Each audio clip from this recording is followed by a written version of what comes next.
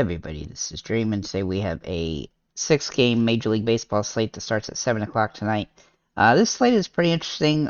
Pitching is kind of rough, but the pitching is not too expensive, at least on DraftKings. It's a little more expensive on FanDuel.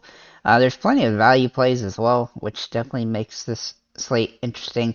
Not only that, but I feel like there's several pretty good options at every position. So there's going to be a huge diversity of options for your lineups today. And that will definitely make for a high scoring slate, I do think. With that said, before I get started, can you guys smash that like and subscribe button? Also, drop a comment below with your home run calls.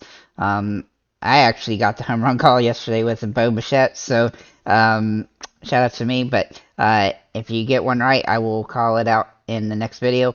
With that said, let's get into the slate. My core plays here on DraftKings are Yan Gomes, Suzuki, and Yoshida there. And then on FanDuel over here, I have Luis Garcia, pitcher, George Springer, and Juan Soto. So those are my core plays here. So let's go ahead and get into the slate. We'll start with our pitchers over here. Now, I'm going to start with Luis Garcia here for Houston. He's got one of the best matchups on the slate, and he started the season off pretty rough, but in the last 2 games he's been solid. His K rate is good enough, and he's a good option at the P1 position. For another P1 option is Blake Snell, who, while he hasn't started the season well and he hasn't even had a good quality start, he is in the best matchup with the highest strikeout rate, and I do think this is a good situation for him to get back on track. There's really not much for Cincinnati in this aspect to really hit him on, so he looks like he's a pretty good option as a P1 option, or even a P2 if you wanted to use Garcia and him. That's definitely doable today. I am going to talk about Mackenzie Gore here for Washington against the Cubs. He's very high risk, high reward here. He's got the toughest matchup, but he's a decent P2 option, and he's been decent to start the season, so I think he's in play here. But he's high risk simply because of the matchup, and I do like a decent chunk of Chicago Cubs today. Drew Smiley for the Cubs against Washington is also interesting. He is a little bit high risk, high reward again. He is a good P1 or P2 option with his price being solid. He's also a good matchup and has some positive results in tough matchups this season. And this is one of the easier matchups he's had. Granted, the right-handed hitters on the Washington Nationals will potentially have some potential here.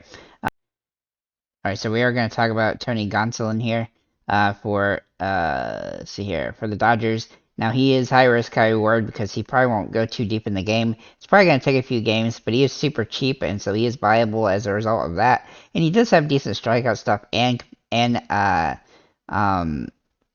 he has some potential for getting a win here. He only pitched 3 innings in his first start back, but he's got another decent matchup here, so he's in consideration, but he's high risk, high reward because we don't know how deep he's going to go. Jose Barrios is also in play for Toronto. He has some nice upside in this matchup, but it's high risk, high reward against Boston, who I also think has some pretty decent hitting potential in this particular game. He hasn't given up a ton of earned runs after his first 2 starts, though, so he is in play, but he is somewhat risky due to the team he's playing against. So moving into the catchers and here for DraftKings, we'll start with Will Smith for the Dodgers. He's got some good potential here. He is fairly expensive, so he is going to be somewhat hard to roster today. But he's not too expensive where he's impossible, because you can probably fit a couple 4,500 plus players in your lineup, if not 3 or 4 of them, based on the pitching options. Then we're going to look at Yan Gomes, who I think is a core play because of his price, $3,600, and he's got a really good batting average, and he's got home run potential here, and he's got big time potential, so he's got a great matchup, and I really like his upside. And then if you want to go even cheaper, you can go with Danny Jansen, assuming he draws a start. He'll have boomer bust potential as a home run hitter in this particular situation. Moving into the first baseman, we'll start with Freddie Freeman here for the Dodgers. He's got some really interesting upside here. He does have home run potential. He hasn't been particularly awesome, but he's cheap enough that he's viable. Vlad Guerrero Jr. is also in play. He's hitting the ball really well, and he's got nice upside in this situation. Joey Menendez for Washington is kind of a solo play here. He's got some really good potential because right-handed hitters really do take advantage of the Cubs pitcher. And I do think he's got some. That's Smiley, by the way. I do think he has some upside in this matchup, so he has some utility, and he has some home run potential here, which he hasn't really done that much yet this season. And then kind of a Hail Mary play is Brandon Belt, who he's had some decent games. He's also had a lot of bad games, but he's high risk, high reward, kind of a Hail Mary option here. Moving on to second base. Now this position is really kind of wonky. And we'll start with Andy Jimenez for Cleveland. He has some utility here, though he is a little pricey for his potential, but he does have upside, and there's just not a lot to like at this position. I will mention his teammate on Cleveland for second base is also in play if he draws a start, Gabriel Arias, but he is a Hail Mary option on this particular slate, but he's super cheap. Another good option is Emmanuel Valdez, sorry. Oops, I keep messing this up. For Boston, now he's actually started the season. He only played a couple games so far, but he's had some potential here. He's been getting some hits, and so I really like his upside, especially with this with the lack of position options at this position. Sorry, lack of options at this position. He has some utility. Whit Merrifield, if he does draw a start, which I'm not sure that he will, but if he does, he'll be in play here as well as a good option at a 3,300 price point.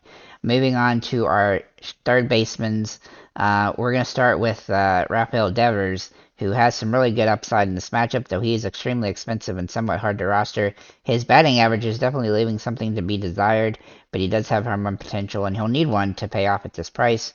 Jose Ramirez is also in play, as he's got really good metrics for this matchup against the Yankees. However, he is high risk, high reward with that price point being so high, and he really hasn't been hitting home runs like crazy like we kind of expected him to do so far.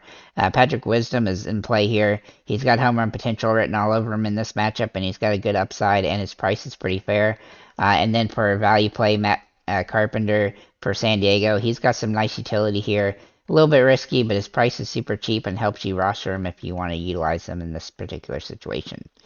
Moving into the shortstops, we'll look at Mookie Betts for the Dodgers. He's got some utility here, high risk, high reward, but he does have home run potential in this matchup, and he's probably my home run call for this particular slate. Bo Bichette, again, has some really nice metrics for this matchup against Boston, and he tends to get hot and have a few good games in a row a lot of times, and this is definitely a situation where he can do that, and so I definitely like this particular metric option. Then we'll look at Dansby Swanson. He's kind of a cheaper option for this position. He's got some upside here. He's been up and down to start the season, but he's got some nice utility, and he is on the road, which actually benefits him a little bit. And so that's definitely a guy that I like as a good option. And then Arias, who I mentioned for second base, he can also play shortstop if you want to Hail Mary at this position. Moving into James Outman for the Dodgers in the outfield, he's in good play here, but he hasn't been hitting the ball quite as well the last 5 or 6 games, but he had 2 straight games where he's done pretty solid. He also has stolen base potential, so he's definitely in play here. He's a little risky, but he's definitely a decent option. Juan Soto is a great option today, though he has not hit the ball particularly well. He is starting to hit the ball better the last 3 games, so I think as long as he can continue that, he's definitely in play here as a nice option to hit home run. Then we'll look at Tatis Jr., who also has that big-time upside, though he's a lot more risky. His price is a lot higher than Soto's, and so he is definitely in play, but he's, kind of a guy that I don't necessarily think is rosterable based on the way pricing is. But then we'll look at Stone Garrett for the Nationals, and if you want to go for the National stack, which is somewhat risky, he would definitely be a guy to consider throwing in here. He's hitting the ball pretty solid to start the season. He's got some nice upside in this matchup. Suzuki for Chicago White Sox is the Cubs.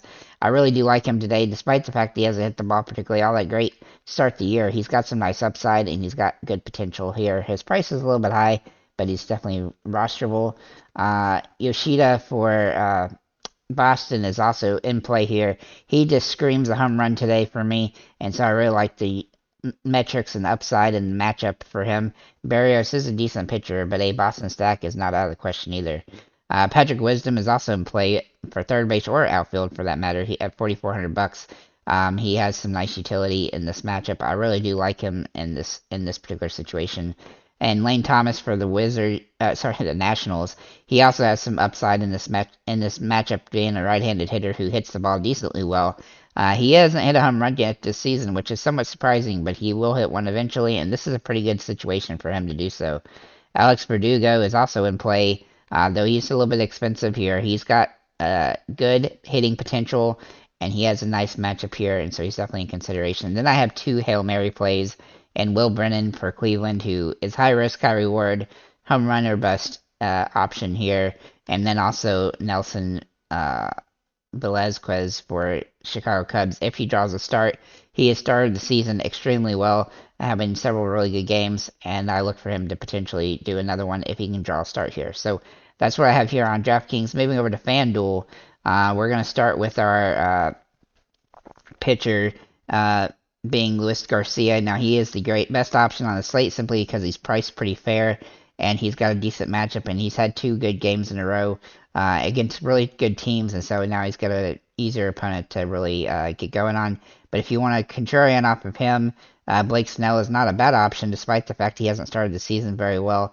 But his floor is pretty good, but his ceiling is not. He does have a good ceiling from last year, but he just hasn't done anything yet this year, so he's high risk. And then Drew Smyly is kind of a low-end upside option here against Washington. I do like some of the right-handed hitters in Washington, but he is definitely in play as a guy that can get some strikeouts in certain situations like this one. Moving into the first baseman, Freddie Freeman is a top-tier option here. His price really fair, and he's definitely got some nice upside. Menendez for Washington has some really good upside in this matchup. Not quite as much as Freeman, but he does have that right-handed hitter against Smyly option availability, and he's definitely in play here. Vlad Jr. is also in play, though he's fairly expensive. He's going to be hard to roster. He does have home run potential in this matchup. Moving into the second baseman, we're going to look at Mookie Betts, who I think is really rosterable here since there's not a lot of great second base on this particular site. So he is viable, though he is fairly expensive. Andres Jimenez is also in play. He's pretty priced fairly here. I don't really like the metrics for anybody at this position, but he is definitely one of the guys that has some upside. And then Jake Cronenworth. Now, he also doesn't have great metrics for this matchup, but he's cheap, and so that's probably the cheapest option that's really viable on this particular slate. Moving into third base, Devers is in play, but he's fairly expensive, so he's going to be hard to roster, but he's got boomer bust potential here as a nice option. Patrick Wisdom is also in play. I really do like him. I almost had him as a core play, but he's very close to that. But he's got really good upside. He's hitting the ball extremely well to start the season, so he's definitely worth consideration. Manny Machado and Alex Bregman are both in play at this position. However, they are high risk, high reward because they haven't hit the ball particularly well. And then Emmanuel Valdez is a great value play. He's hitting the ball pretty decently to start the year. He's only played a handful of games so far, and he does need to draw a start to be viable here, but he looks like he will. And if he does, he's definitely a top-tier value option. Fernando Tatis is a great shortstop. At $3,700, he's hitting the ball pretty solid to start his season, and he has some nice upside in this matchup, and so his price is pretty fair. Bo Bichette is also in play today. He's a little bit more expensive than Tatis, but he has some good utility, and he tends to have stretches of games where he just bangs the ball a lot, and this is kind of the situation I like him in. Dansby Swanson is a cheap option at shortstop, and he's playing really good, despite not hitting home runs, and he's kind of due for another one, so hopefully he can hit one today. Moving into the outfield, we'll look at Outman. For the Dodgers, his metrics jump off the charts here, and he has really good upside. He hasn't been quite as good the last few games, but he did have two good games in a row now, so he's definitely in play again. Juan Soto is a core play. He has some really nice upside in this matchup. He's finally starting to hit the ball a little bit better, getting some hits and stuff and home runs, so he definitely has some potential here. Stone Garrett is in play, but he's not a must-play because his price is not that much lower than some of the other options. But he does have potential for a home run and some RBIs and stuff if he can get some hits, and this is a good matchup for him. Kyle Schwarber also in play for Philly. His price is putting him in play, but he's very boomer bust here. Suzuki is also in play here on FanDuel, and his price is really fair for his potential. I really like the upside in this particular situation for the Cubs. Then we'll look at Yoshida, who I really do like, and almost had him as a core play, only he's priced a little bit too high here on FanDuel to be a core play. He's got nice upside, and he's definitely in consideration today. Patrick Wisdom is also in play for the Cubs. He's in play at third base as well, so he is in consideration in multiple places. Then Lane Thomas. I really like Lane Thomas today, especially with the matchup. Despite the fact he hasn't had a home run yet, the matchup gives him some nice utility and have home run potential.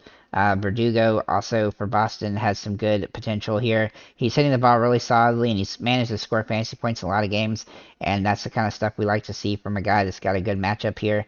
And then finally, last but not least, George Springer. He is my core play as well.